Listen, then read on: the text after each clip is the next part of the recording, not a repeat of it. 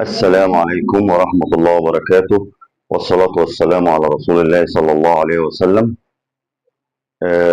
قبل أي حاجة بقول للبيراميدز ألف مبروك، وبقول للنادي الأهلي النهاردة حتى اللعيبة والمدرب وكله ما يستاهلش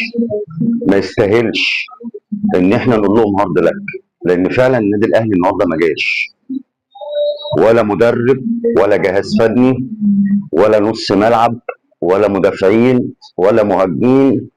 النادي الاهلي خارج نطاق الخدمه، خارج نطاق الخدمه، لاني النادي الاهلي حتى النهارده يعني ما يستاهلش اي حاجه.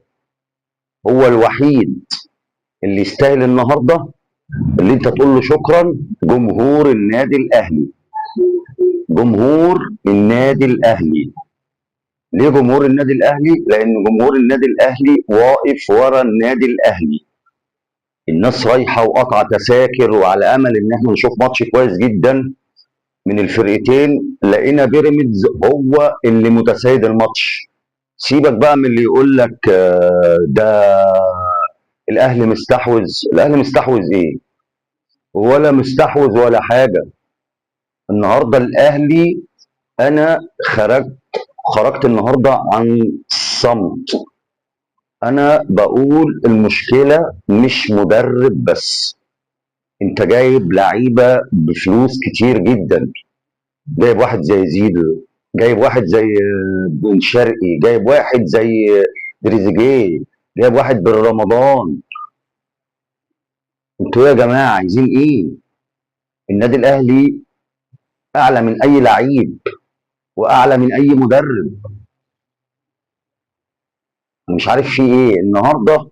اول مره اشوف ان اللي مش عايز اقول النادي الاهلي عشان انا بحب النادي الاهلي، بس بصراحه ربنا اللعيبه بالجهاز الفني بكل الناس اللي كانت قاعده على الدكه، حتى الناس اللي نزلت، حتى طاهر مش عارف يستلم الكوره، بياخد الكوره ويطلع بيها في الاوت مرتين ثلاثه. حتى اما نزل احمد رضا عشان يقفل الثغره اللي هي كانت في نص الملعب، ما عندناش ولا خط وسط ولا خط هجوم ولا مدافعين. المدافعين اللي عايز يعدي بيعدي. يا جماعه يعني مش عارف نقول ايه. حرام عليكم، في ناس بتتعب والله، في ناس بتتعب. يعني الناس اللي بتتعب دي حرام عليكم.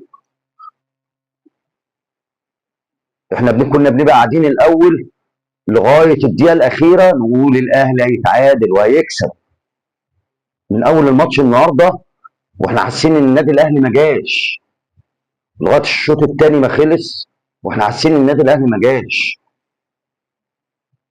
ايه اللعيبه دي عايزه تفوق؟ لازم يتخصم من اللعيبه دي، والله لازم يتخصم من مستحقاتهم. زي ما احنا بنشيد بيهم لما بيكسبوا كده وبيتصرف لهم مكافآت، لا، لازم يتخصم منهم. الناس كده حرقت دمنا والله. بعدين بيراميدز اللي احنا قايلين ان هو اتطرد منه الشيبي واتطرد وما بيلعبش مصطفى فتحي وما بيلعبش ناس كتير جدا ورمضان صبحي في ايه يا جماعه؟ واحنا عشان احنا كده متاثرين بامام عاشور للدرجه دي، ومتاثرين بمروان عطيه. مروان عطيه اللي كان بيظبط نص الملعب، اللعيبه اللي كانت عايزه تلعب. ولا لعيب النهارده كويس جدا ولا لعيب. ريزيجيه وحش، زيزو وحش، مش عارف قاعد مستند على زيزو ليه؟ ما عندك يا عم، عندك حسين الشحات ما تنزله، هتخسر اكتر من اللي خسرته. عندك قفشه، مش عارف انا والله العظيم في ايه. النهارده اللعيبه بصراحه ربنا خرجت الجمهور عن شعوره. انا مش مع الناس اللي هي عماله تقول وخلاص ريبيرو يمشي ومش عارف مين يمشي، بس لازم يبقى في حل جذري. اللعيبه دي تتخصم منهم، تتخصم من مستحقاتهم، لان كده غلط. احنا لسه في بدايه الدوري وفي توقف. فانا بطالب الاداره ان هي تاخد حل سريع، على اساس ان هو اللعيبه دي تاخد بالها ان هي بتلعب في نادي كبير، نادي ما بيستحملش الخساره، ما بيستحملش التعادل. لما يتعادل اكنه خسر.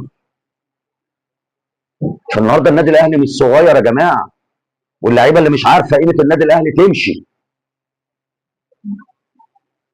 الجمهور معلش يعني، الجمهور النهارده احباط ما بعده احباط. ده النادي الاهلي النهارده، النادي الاهلي ما جاش، ما راحش استاد السلام خالص. فبرضه انا بقول لكم، لو عجبكم الفيديو اعملوا لي لايك وشير، ولو في اي حاجه في التعليقات، اي كومنت تعملوه في التعليقات. ومساكم ورد وفل وخير، ومن الله رب العالمين، والسلام عليكم ورحمه الله وبركاته.